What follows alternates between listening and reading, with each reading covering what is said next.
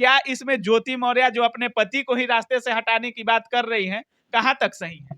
यदि वो तलाक की बात कर रही तो तलाक लेना तो कानूनी हक है, हाँ। लेकिन हत्या कराने की यदि बात कर रही है तो वो एसडीएम ज्योति मौर्य केस में एक नया मोड़ आया है और मनीष दुबे को सस्पेंड कर दिया गया है। मनीष दुबे जैसे ही सस्पेंड होते हैं, तमाम लोग हल्ला करने लगते हैं कि जब मनीष दुबे सस्पेंड होते हैं तो ज्योति मौर्य को क्यों नहीं सस्पेंड किया गया। और इसी मुद्दे पर हम बात करने के लिए पूर्व आईपीएस अमिताभ दास सर के साथ हैं। सर काफी बेबाकी से अपनी बातों को सामाजिक मुद्दों पर रखते हैं और इनसे जानते हैं, चूंकि एक प्रशासनिक अधिकारी रहे हैं और अच्छे अधिकारी रहे हैं, तो क्या कुछ हो सकता है इस मामले में, पूरी जानकारी हम सर से लेना चाहेंगे। सबसे पहले सर स्वागत है आपका। जी धन्यवाद, आपका धन्यवाद।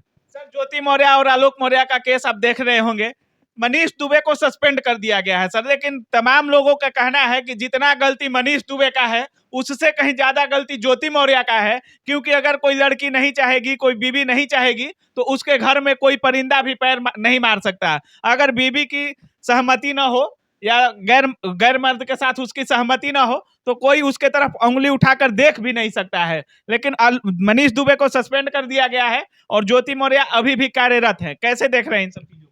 देखिए, पहली बात तो यह है कि बहुत लोगों को निलंबन और बर्खास्तगी में भी फ़र्क नहीं पता चलता है। मैं सोशल मीडिया पर देख रहा था, बहुत लोग लिख रहे हैं मनीष दुबे बर्खास्त, मनीष दुबे बर्खास्त। तो पहली बात तो मैं दोनों में फ़र्क बताता हूँ। बर्खास्तगी का मतलब है कि आपको नौकरी से हटा देना, अच्छा। जिसको इंग्लिश में डिसमिसल कहते हैं। बिल्कुल। और निलंबन को इंग्लिश में सस्पेंशन कहते हैं।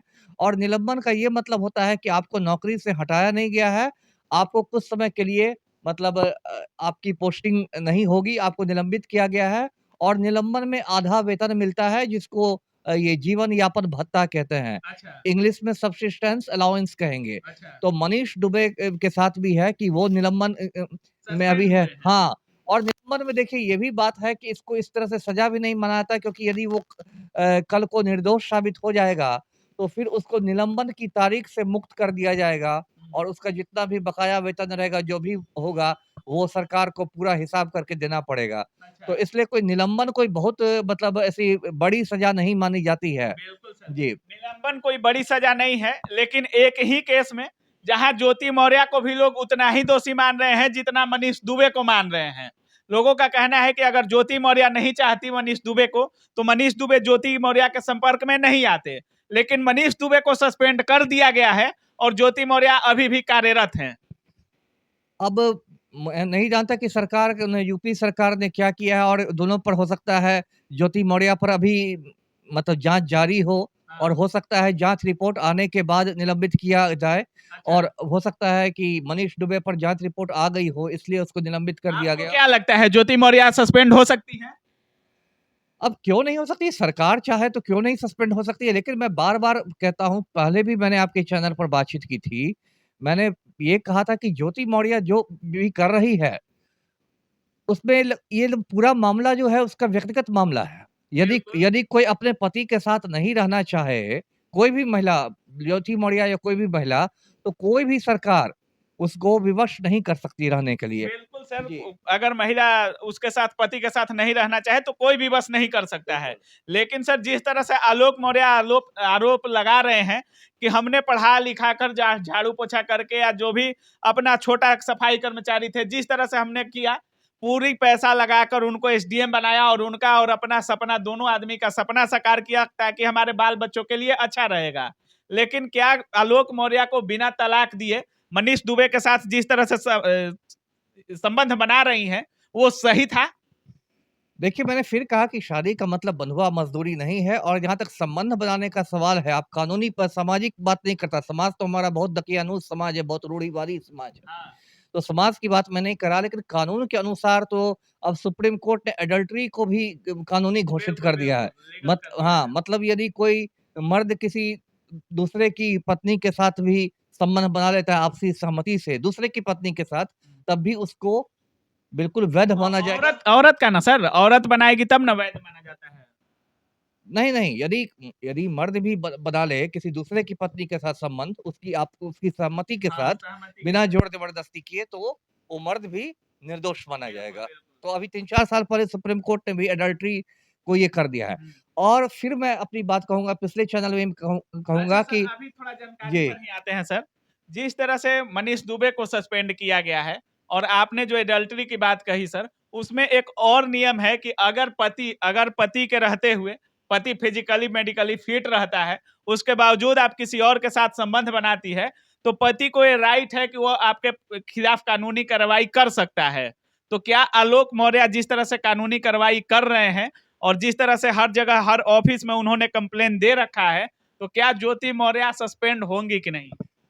नहीं, मैंने कहा ना कि निलंबित तो हो ही सकती है, लेकिन फिर मैं कह रहा हूँ कि उसका ये मतलब व्यक्तिगत मामला है।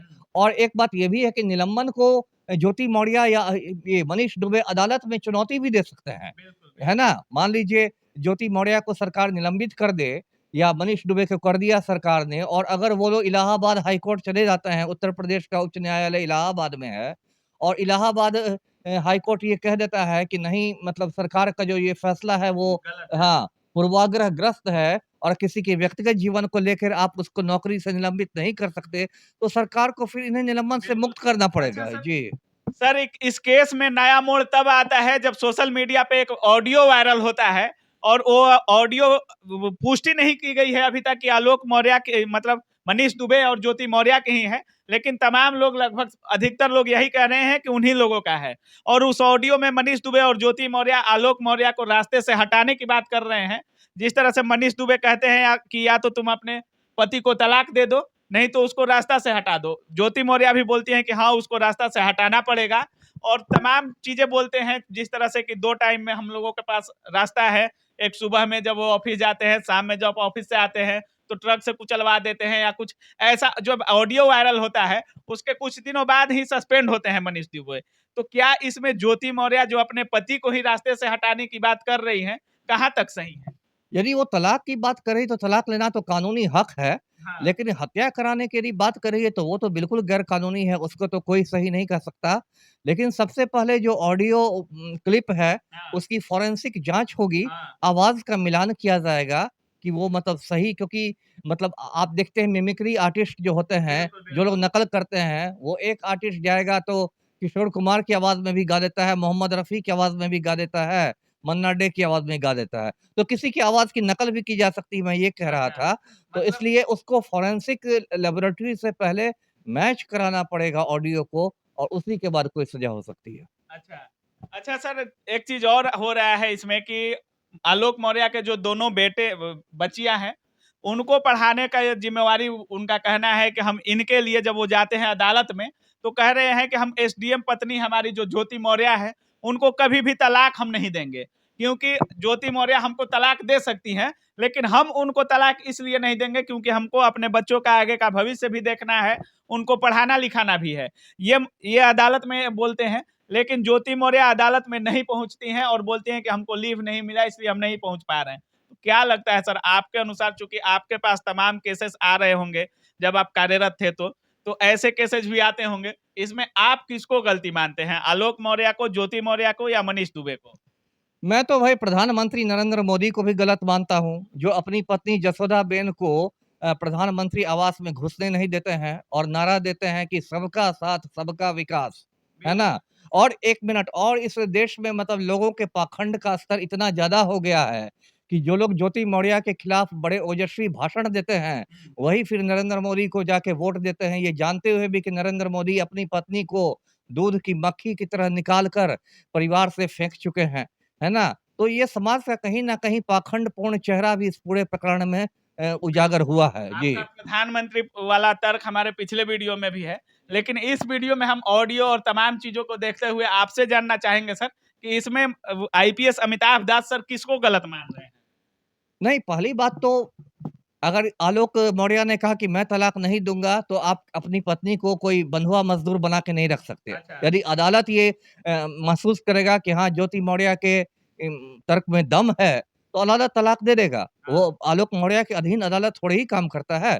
और जहाँ तक बच्चों की परवरिश का सवाल है, तो छोटे-छोटे जब बच्चे रहते हैं, तो अदालत उसकी जो कस्टडी है, मतलब बच्चों की देखभाल का जो ज़िम्मा है, वो ज्योति मौर्य को देगा, क्योंकि ऐसे भी वो एसडीएम है, सरकारी अधिकारी है, सक्षम भी है और बच्चों की माँ भी है। तो इसकी भी संभावना है कि अदालत तलाक दे देता है और बच्चों की कस्टडी जो है वो माँ को यानी ज्योति मौर्य को देता है। जी।